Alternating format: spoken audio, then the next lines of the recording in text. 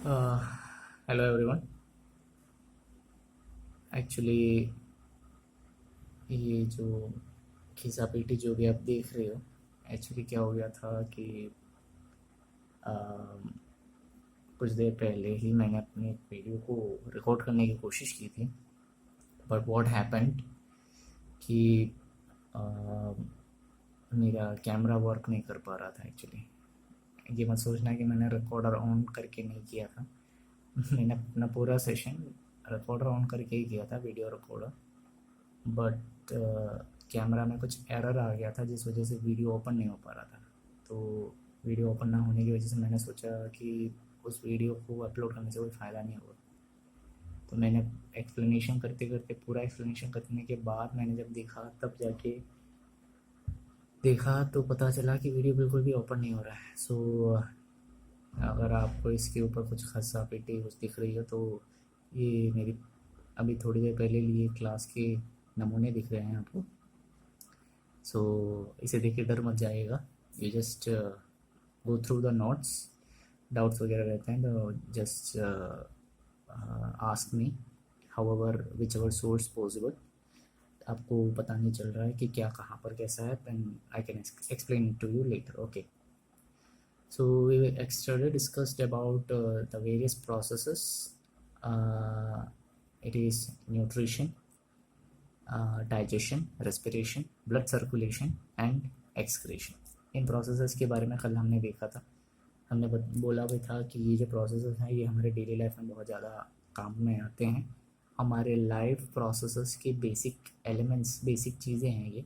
Nutrition, खाना खाने का, डाइजेशन, खाए हुए खाने को तोड़ने में मदद करता है, रेस्पिरेशन प्रोसेस, एनर्जी वगैरह मिलने का एक प्रोसेस है जिससे ऑक्सीजन वगैरह मिलकर केमिकल रिएक्शंस वगैरह होते हैं। ब्लड सर्कुलेशन खाने को हर एक जगह पर पहुंचाने में मदद करता है। एक्सक्रीशन वो प्रोसेस जो बाई प्रोडक्ट एक्स्ट्रा रहता है, वेस्ट, उसको शरीर से फेंकने में मदद करता है।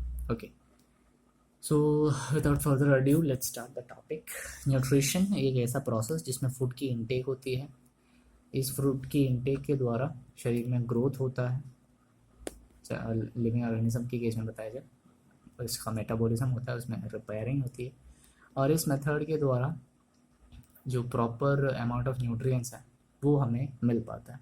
यानी कि एक तरह से कहा जाए, जो खाना हम खाते हैं, जो फूड हम खाते हैं, उस फूड से हमें एनर्जी मिलती है। That is what the process of nutrition means. और इसी प्रोसेस ऑफ न्यूट्रिशन की मदद से हर एक लिविंग ऑर्गेनिज्म एक्सिस्ट हो पाता है।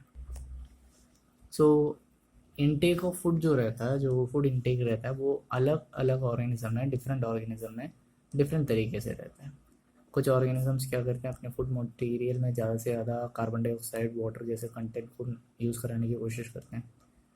हम जानते हैं कार्बन डाइऑक्साइड, वाटर जैसे कंटेंट सबसे ज़्यादा ग्रीन प्लांट्स के केस में मिलता है। एक एग्जांपल के तौर पर देखा जाए तो बैक्टीरिया, जो ग्रीन बैक्टीरिया, एल्गी वगैरह रहते हैं, प्लांट की कैटेगरी में आने वाले कुछ ऑर्गेनिजम्स रहते हैं। प्लांट की कैटेगरी में आने वाले ऑर्गेनिजम्स, हाँ आपने ऐसा ही सुना है। एक्चुअली आप लोगों को हायर क्लासेस में पढ़ने के लिए है कि प्लांट की कैटेगरी में कौन से एनिमल्स भी आ सकते हैं। ओके, कुछ माइक्रो ऑर्गेनिजम्स, एनिमल्स मतलब कुछ माइक्रो ऑर्गेनिजम्स भी प्लांट की कैटेगरी में आने वाले होते हैं, जो अपना खाना खुद बना सकते हैं।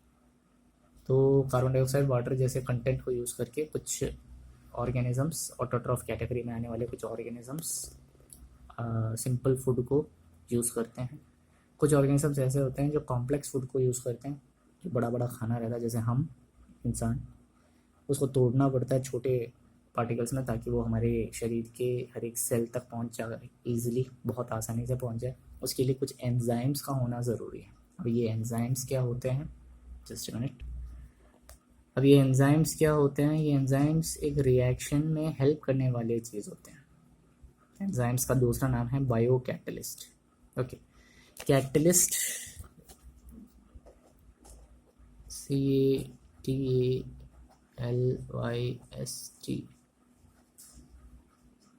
बायो कैटलिस्ट, जिसको हम एंजाइम भी कहते हैं। कैटलिस्ट मतलब ऐसी चीज़ जो रिएक्शन में हेल्प करता है, उसे कहते हैं कैटलिस्ट। केमिकल रिएक्शन में मदद करने वाली चीज़ है बायो कैटलिस्ट, जो बायोलॉजिकल प्रोसेसेस में हेल्प करने वाली चीज़ें होती हैं। जैसे अभी आपको कहा, खाना, उसको तोड़ना होता है, छोटे छोटे पार्टिकल्स में, तो वो एक बायोलॉजिकल प्रोसेस है। इस ऐसे प्रोसेसेस के लिए काम आने वाले चीज़ होते हैं एंजाइम्स। बायोकैटलिस्ट के नाम से जाना जाता है। ये एनिमल्स ज़्यादातर यूज़ करते हैं जो हेट्रोट्रॉफ्स की कैटेगरी में आते हैं। ओके, अब फॉर फर्दर एक्सप्लेनेशन अगर देखा जाए तो न्यूट्रिशन जो प्रोसेस है अभी जो आपको बताया गया है, it is of two types. One is the autotrophic nutrition, ऐसा न्यूट्रिशन जिसमें ऑर्गेनिज्म अपना खाना खुद बना लेता है। दूसरा होता है हेट्रोट्रॉफिक न्यूट्रिशन, ऐसा प्रोसेस जिसमें ऑर्गेनिज्म दूसरे ऑर्गेनिज्म पर डिपेंड करता है। So what is autotrophic nutrition, या फिर ऑटोट्रॉफिक न्यूट्रिशन किसे कहते हैं? सी, ऑटोट्रॉफिक न्यूट्रिशन में क्या होता है, जो फोटोसिंथेसिस प्रोसेस होती है, उस फोटोसिंथेसिस प्रोसेस के ज़रिए जो भी ऑर्गेनिजम्स रहते हैं वो ऑटोट्रॉफिक ऑर्गेनिजम्स अपने कार्बन और अपनी एनर्जी का जो रिक्वायरमेंट रहता है वो फुलफ़िल कर लेता है। यानी कि जो खाना वगैरह बनाया जाता है उसको उसके द्वारा उसे कार्बन और एनर्जी मिल पाती है। ऐसे ऑर्गेनिजम्स ऑटोट्रॉफ्स कहलाए जाते हैं which prepare their food with the help of sunlight, air and water. Sunlight, air, water, इन एलिमेंट्स की मदद से whichever organism prepare their own food उन्हें ऑटोट्रॉफ कहते हैं। बचपन से हमने यही सुना है कि green plants are main source of food, right.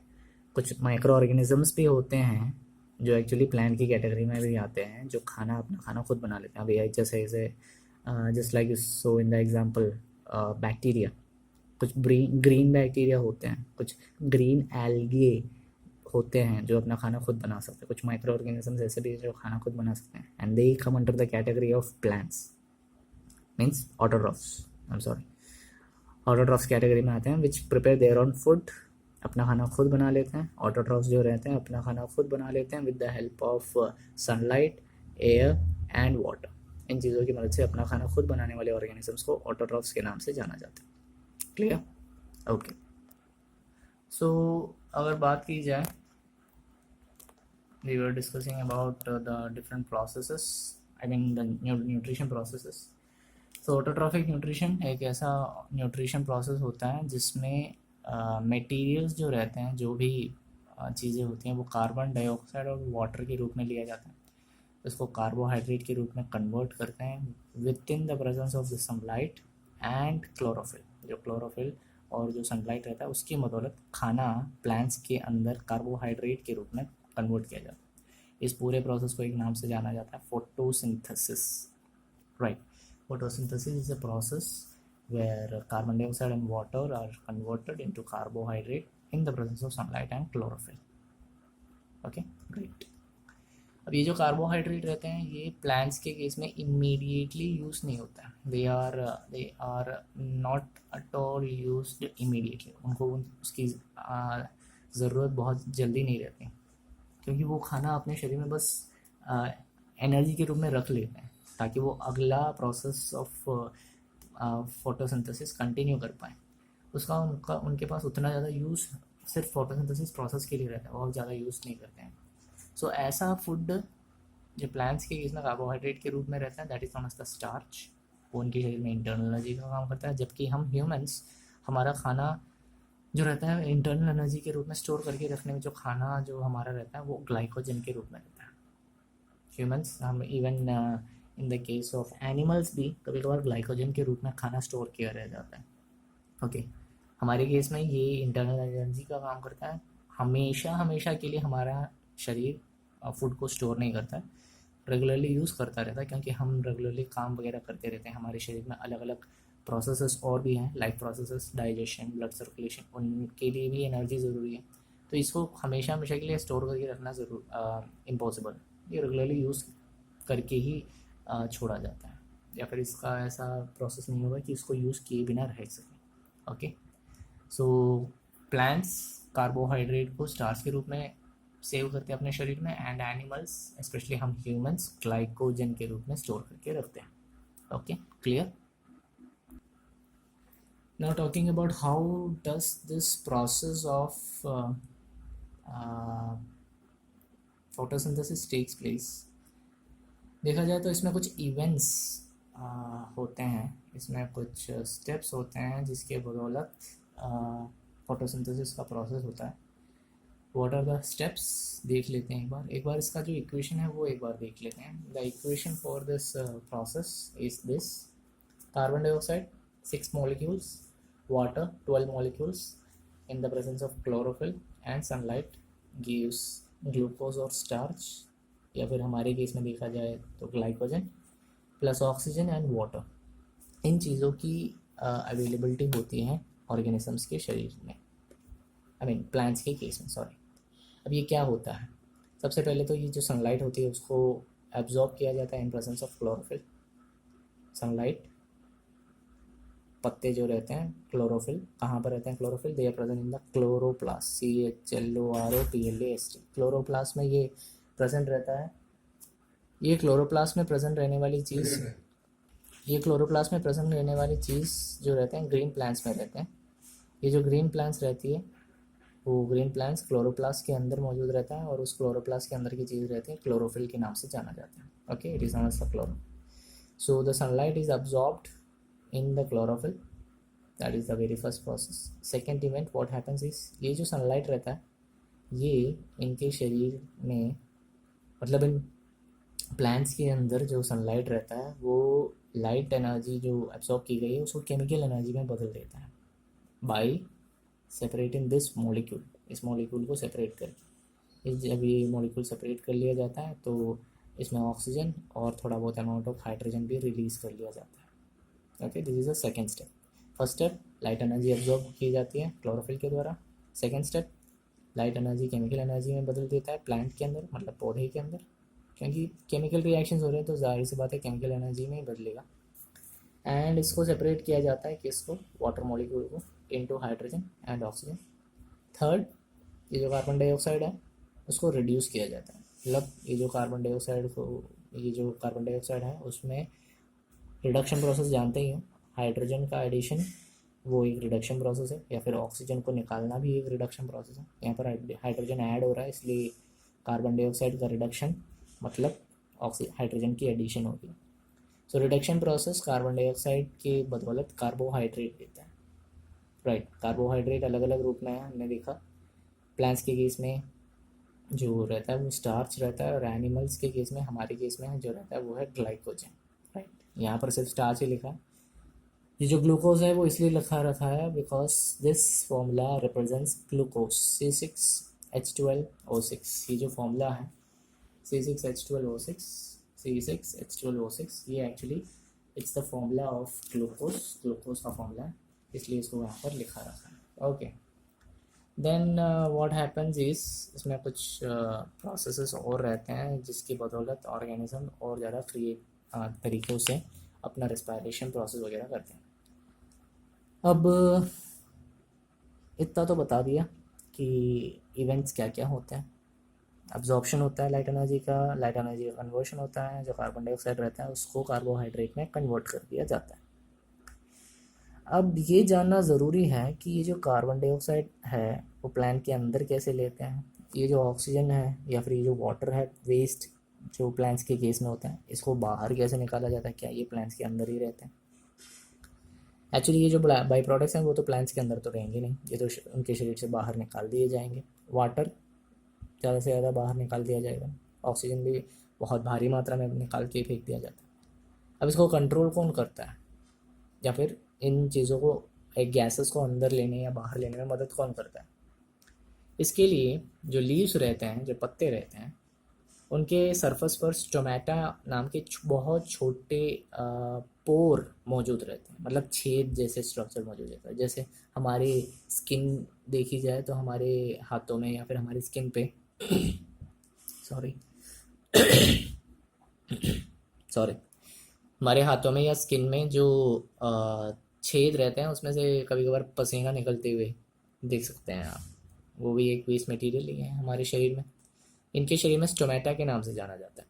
ये जो स्टोमेटा रहता है वो लीव्स के सरफेस पर रहता है और वो गैस एक्सचेंज में हेल्प करता है. प्लांट्स के गैस एक्सचेंज में हेल्प करता है. ये एक्चुअली होता क्या है, ये फोटोसिंथेसिस के प्रोसेस में ही ज़्यादातर ओपन होता है. जब फोटोसिंथेसिस का प्रोसेस नहीं रहता तो प्लांट अपने इस स्टोमेटा को बंद कर देता है, क्योंकि उस टाइम उसको इसकी ज़रूरत नहीं पड़ेगी.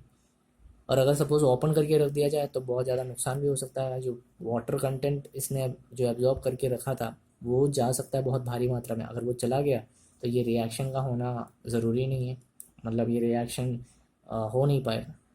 सो व्हाट हैपन्स हियर कि जो फोटोसिंथेसिस प्रोसेस है उस फोटोसिंथेसिस प्रोसेस के बदौलत प्लांट्स अपने शरीर से जो वेस्ट कंटेंट निकालने का प्रोसेस रहता है या फिर इनटेक का प्रोसेस रहता है वो स्टोमेटा के द्वारा रहता है। It is mainly done with the help of stomata. अब आप लोग सोच सकते हो, इमेजिन कर सकते हो, जैसे डिसर्ट में मौजूद प्लांट्स हैं, जो रेगिस्तानी इलाके हैं, डिसर्ट एरिया में मौजूद प्लांट्स जो रहते हैं, डिसर्ट एरिया के प्लांट्स में वाटर, वहाँ पर डिसर्ट में तो वाटर कंटेंट बहुत कम मात्रा में रहते हैं, तो जितना मिलता है वाटर कंटेंट उसको बचा के रखना बहुत ज़रूरी है। तो इस वजह से वहाँ के केस में कुछ एक्स्ट्रा चीज़ें भी उनके पत्तों में, पत्ते नहीं रहते हैं, उनके शरीर पे कुछ एक्स्ट्रा कोटिंग वगैरह रहती है ताकि वाटर का इवेपोरेशन प्रोसेस बहुत कम हो जाए। जो स्टोमेटा है यहाँ पर मैक्सिमम वाटर लॉस को अवॉइड करने के लिए ये सारा प्रोसेस करता है, राइट। अब स्टोमेटा को कंट्रोल करने वाला कुछ ना कुछ तो होना चाहिए। कुछ स्टोमेटा तो अपने आप तो कंट्रोल नहीं कर पाएगा, तो what helps it is the guard cell. Guard cells रहते हैं इसके शरीर, इसके सरफेस पे। एक छोटा सा एग्जांपल बताने की कोशिश की गई है आपको। ये जो देख पा रहे हैं एक स्टोमेटा का स्ट्रक्चर है, ये जो किडनी शेप की चीज़ दिख रही है, it is actually the guard cell. ये जो गार्ड सेल है ये स्टोमेटा की ओपनिंग और क्लोजिंग में मदद करता है। स्टोमेटा की ओपनिंग कैसी होती है गार्ड सेल में की बदौलत, जब पानी की मात्रा अच्छी खासी मात्रा में एंटर की जाती है, वाटर और कार्बन डाइऑक्साइड की एंट्री होती है जैसे रिएक्शन में, जैसे आपने देखा, तो अच्छी खासी मात्रा में वाटर इनफ्लो अगर होता है तो ये जो गार्ड सेल रहते हैं ये फुल जाते हैं, स्वेल होने लग जाते हैं। जब ये स्वेल होने लग जाते हैं तो ये गार्ड सेल के बदौलत हमारे स्टोमेटा को ओपन कर देता है, थोड़ा और चौड़ा कर देता है, जिस वजह से कार्बन डाइऑक्साइड सीधे अंदर इसके जा सकता है। एंड जब फोटोसिंथेसिस प्रोसेस नहीं होता है तो क्लोजिंग प्रोसेस हो जाता है डेफिनेटली। गार्ड सेल स्टोमेटा को बंद कर देते हैं, क्लोज कर देते हैं। क्लोज करना means in the sense water flow अंदर की तरफ नहीं होता। जब वाटर फ्लो अंदर की तरफ नहीं होता तो ये जो गार्ड सेल है, ये जो स्वेल हो गए थे, ये धीरे धीरे करके श्रिंक होने लग जाते हैं, सिकुड़ने लग जाते हैं। और सिकुड़ने की वजह से ये जो गार्ड सेल है जो वाटर का आउटफ्लो रहता है वो बंद कर देते हैं और अंदर ही अंदर जितने भी प्रोसेस कराने होते हैं वो करा देते हैं। Okay, so this is all about the class today. I hope you enjoyed the class. Actually ये पूरा ऑटोट्रॉफिक न्यूट्रिशन के बारे में बताया गया है। नेक्स्ट क्लास में आपको डिटेल में और इसके बारे में बताया जाएगा, प्लस हेटरोट्रॉफिक न्यूट्रिशन के बारे में भी बताया जाएगा। कल आप लोगों को इसका नोट्स पीडीएफ के रूप में दे दिया गया था कमेंट बॉक्स में, so just go through it. आपको वही नोट कंटिन्यू लिखना है। स्टार्टिंग के 3-4 पेजेस के थे, बाय मिस्टेक मैंने 2 पेज का कहा था, बट 3-4 पेजेस का पीडीएफ निकाल दिया था, तो आप वो लेकर रख देना। एंड जल्दी से जल्दी हो सके आप नोट्स बनाते जाइएगा without any delay. So stay safe at your homes and all the best wishes for your future. पढ़ते रहिएगा और अपने घर वालों को भी ज़्यादा से ज़्यादा इस लॉकडाउन टाइम पीरियड में मोटिवेट भी करिए, साथ साथ उनको इसके बारे में, इम्पोर्टेंस के बारे में बताते भी जाइए। Okay, thank you class, have a nice day.